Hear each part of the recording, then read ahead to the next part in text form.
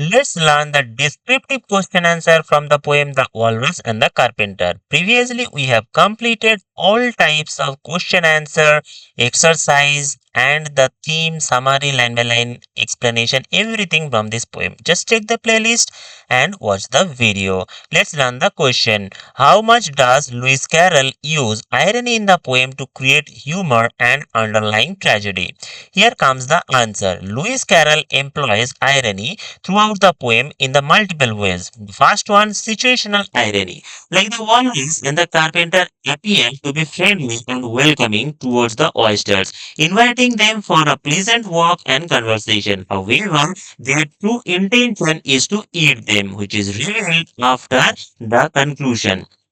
The Westers, unaware of this, eagerly accept their invitation, making the tragic ending even more ironic. Let's understand the verbal irony. When the walrus expressing sympathy for the oysters, shedding sobs and tears while sorting them out, this is an ironic situation because these actions directly contradict his words. Because the walrus is here shedding tears and saying he feels sorry for the oysters, but actually he is eating the oysters, which is completely unnatural. Now, despite appearing sorrowful, he still proceeds to eat them. That is why this is verbal irony because he was picking it. And next is humorous absurdity, like the discussion about whimsical topics such as shoes, sheep, sealing wax, cabbages, and kings contrast with the sinister undertones of the oyster's impending fate, that means upcoming dangers, that is their fatal death. The absurdity of these topics, that means the whimsicality of these topics, serves as a comedic distraction while highlighting the oyster's innocence and gullibility. That means they are very much gullible or simpleton or simple in nature. That's why they were tricked by those evil characters like Walrus and the Carpenters. Now, thus, Carol blends humor with a subtle moral lesson about the deception and trust, making the poem both as amusing and unsettling. So we have understood the first answer of this question. We'll go for the next question, that is how does the setting of the poem contribute to its mood and theme? Let's understand the answer.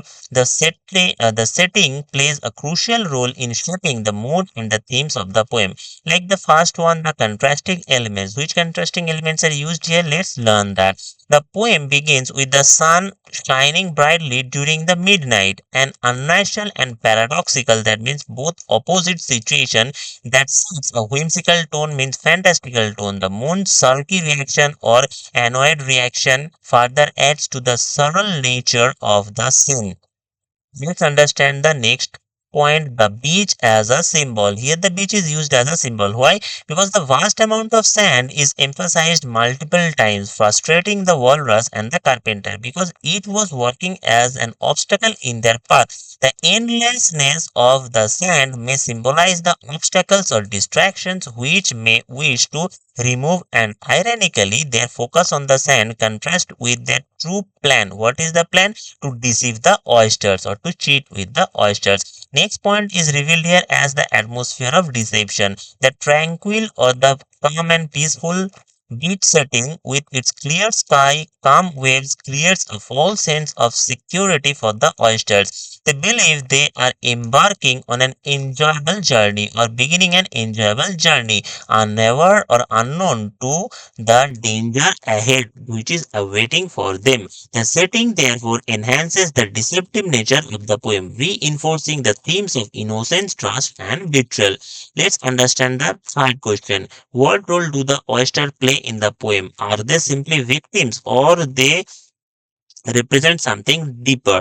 Let's understand the answer. The oysters serve multiple symbolic roles in the poem, like the innocence and gullibility. The young oysters eagerly accept the walrus and the carpenter's invitation, excited for an adventure. Their willingness to follow unquestioningly demonstrates or describes their innocence, making their fate all the more tragic. So here you have understood that in this case we are just trying to tell that how easily the walrus and the carpenters were tricked by the oysters were tricked by the walrus and the carpenter. Next is their naive trust. That means being inexperienced, they trusted the walrus and the carpenter. The eldest oysters who refuses to leave his oyster bed is only one who senses danger. However, the young ones ignore potential warnings, emphasizing the consequences of the misplaced trust. Next point is commentary on the exploitation. Like some interpretations suggest that the oysters represent those who are easily manipulated by charming words and appearances. The walrus and the carpenter, despite seeming polite and friendly, ultimately have a selfish intention. So, through this, we have discussed the most important essay type question answers. If you wish to know about the summary and the line by line explanation or the most important question answer or themes or figure of speech, just check the playlist Oxford Reading Circle Class 6 from our channel and you will definitely get all the chapters, their explanation and all necessary details. So dear students, if you find this content helpful for you, don't forget to like, share and subscribe. Thanks for watching dear students. Have a nice time ahead. Goodbye.